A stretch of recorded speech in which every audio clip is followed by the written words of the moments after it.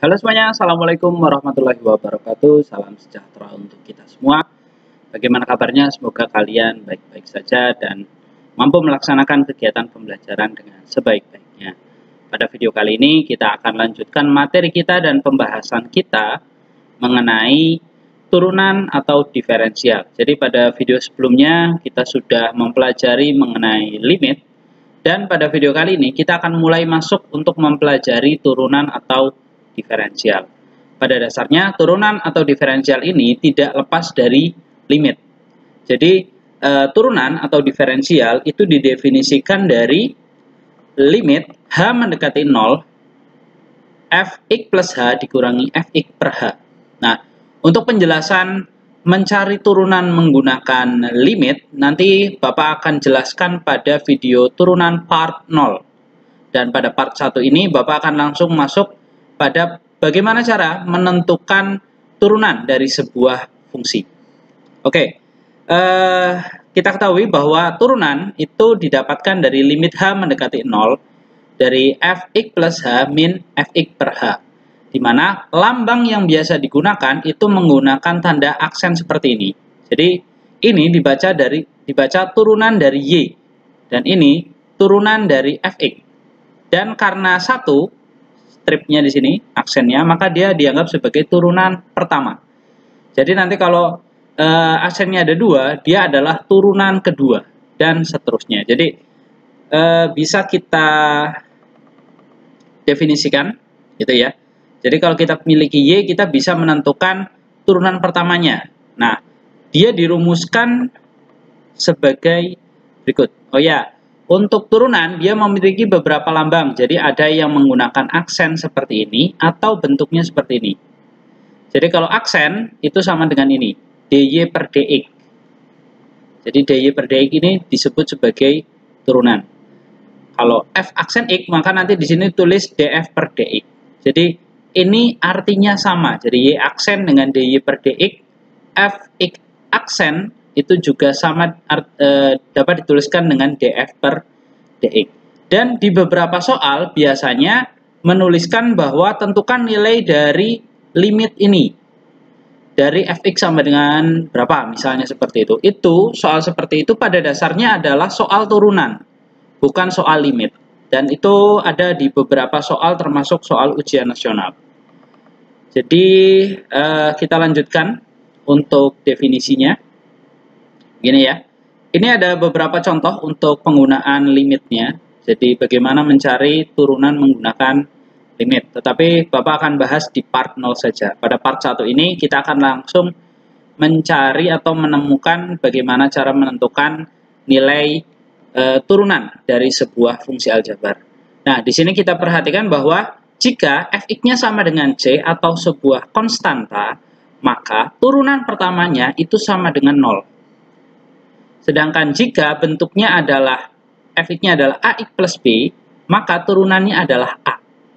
Sedangkan jika fx-nya berupa ax pangkat n, maka turunan pertamanya itu adalah na x pangkat n min 1. Nah, di sini mungkin kalian membacanya sedikit kesulitan begitu ya, atau cukup sulit untuk dipahami. Tetapi pada dasarnya sangat mudah untuk mencari turunan sebuah fungsi aljabar. Bapak akan berikan contoh.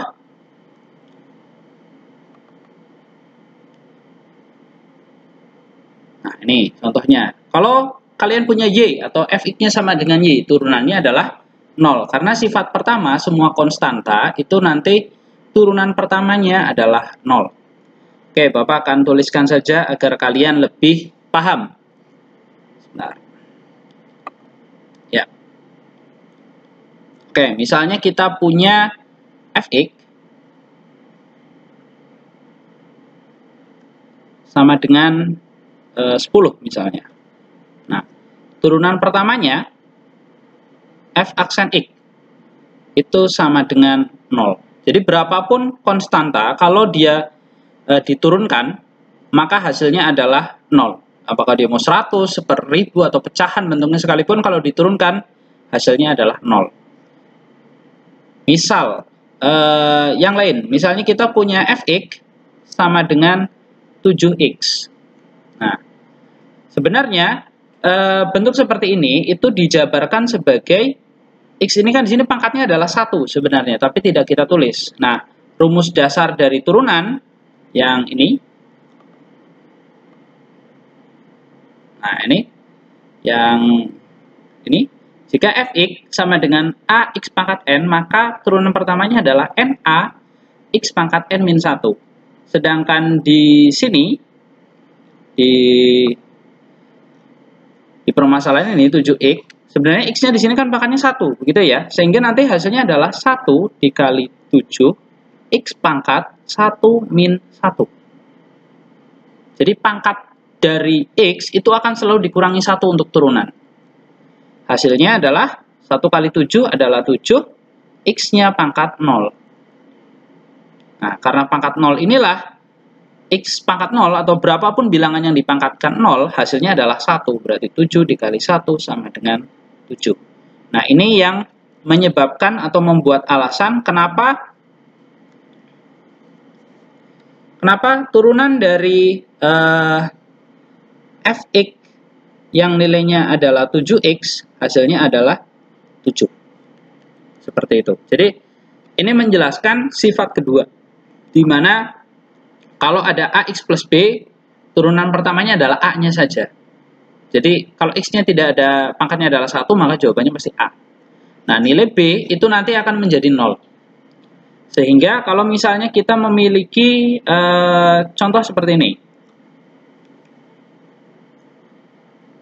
Fx sama dengan 8x plus 4. Nah, di sini turunan pertama dari 8x itu adalah 8, sedangkan turunan dari 4 itu adalah 0. Sehingga 8 ditambah 0 hasilnya adalah 8. Seperti itu. Itu untuk mencari turunan pertama dari sebuah fungsi aljabar.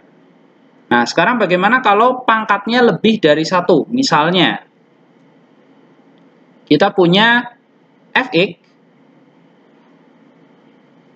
sama dengan misalnya 6x kuadrat ditambah 8x plus 7. Misalnya seperti ini. Nah, maka kita bisa tuliskan dengan rumus yang ini. Dengan rumus yang ini, itu ya. Berarti pangkat itu akan dikalikan ke depan. Lalu pangkat yang ada itu akan dikurangi dengan 1. Nah, kita lanjut ke contohnya tadi. Jadi pangkat itu akan dikalikan ke depan. Nah, di sini adalah 2 pangkatnya. Pangkatnya adalah 2. Berarti nanti kita kalikan ke depan. 2 dikali 6. X pangkat 2 dikurangi 1. Nah, 8x tadi sama seperti di atas. Menjadi 8. 7 menjadi 0 untuk turunan pertamanya. Sehingga sama dengan 2 kali 6, 12. X 2 kurangi 1, berarti X pangkat 1, berarti X saja. Ditambah 8 tambah 0, 8. Ini adalah turunan pertamanya. Turunan pertamanya seperti itu. Apakah bisa diturunkan lagi? Bisa. Kita bisa mencari turunan keduanya. Nah, turunan kedua itu dilambangkan sebagai F double aksen X. Ini kita sebut turunan kedua. Langkahnya sama. Jadi, karena ini ada X saja, berarti nanti jawabannya adalah 12. 8 diturunkan jadi 0. Sehingga hasilnya adalah 12. Nah, seperti itulah cara mencari turunan dengan rumus-rumus yang sudah disediakan di sini, begitu ya. Seperti itu. Jadi ada 3 sifat. Kalau konstanta, itu hasil turunannya adalah 0. Kalau AX, itu turunannya adalah A. Nah, kalau dia bentuknya adalah AX pangkat N, maka turunan pertamanya adalah NA, X pangkat N min 1. Nah, Bapak akan berikan contoh lain yang mungkin lebih panjang, gitu ya. Misalnya, oke, misal kita punya fx sama dengan 8x pangkat 7 ditambah 5x pangkat 3 dikurangi 2x kuadrat min x plus 4. Nah, misalnya seperti ini. Ya. Maka, turunan pertamanya f aksen x.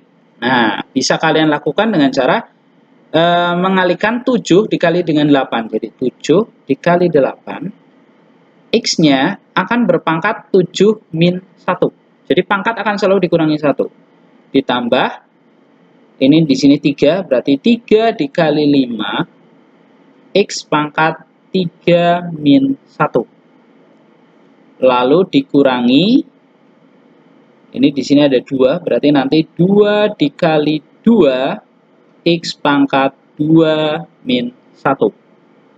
Seperti itu. Lalu, ini kan X, berarti ditambah. X itu koefisiennya di depan 1 gitu ya. Jadi 1. Jadi di sini adalah 1 ditambah 0.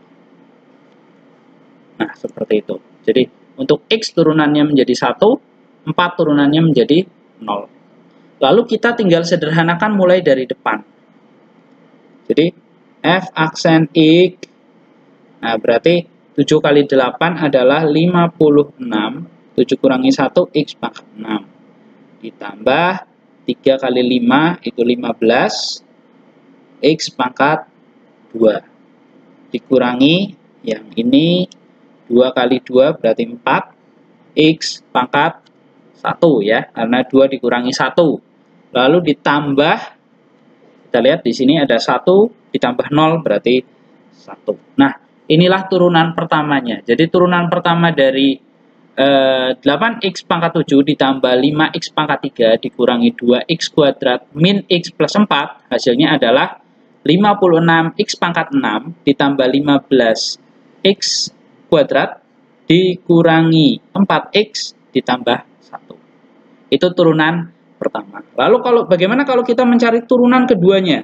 Ya, lakukan hal yang sama. Jadi 6 dikalikan dengan 56. Seperti itu. X pangkat, nah 6 dikurangi 1 ditambah 2 dikali 15. X pangkat 2 min 1 dikurangi, nah ini 4x. Kalau 4x berarti turunannya adalah 4 saja. Ditambah 0. Karena turunan dari 1 atau konstanta. Hasilnya tinggal kalian kalikan ini. Berarti 6 kali 6 36, 6 kali 50 300. Berarti 336 X pangkat 5 ditambah 2 kali 15 30 X, ini karena 2 kurangi 1, dikurangi 4 tambah 0, 4. Min 4 ditambah 0 berarti min 4. Selesai. Nah, jadi untuk turunan pertamanya adalah yang ini, turunan keduanya adalah yang ini. Begitu penjelasan mengenai turunan. Jadi bagaimana kita mencari turunan sebuah fungsi aljabar. Nanti pada bentuk-bentuk lainnya akan Bapak jelaskan pada video selanjutnya. Terima kasih atas perhatiannya. Sampai jumpa lagi pada video selanjutnya.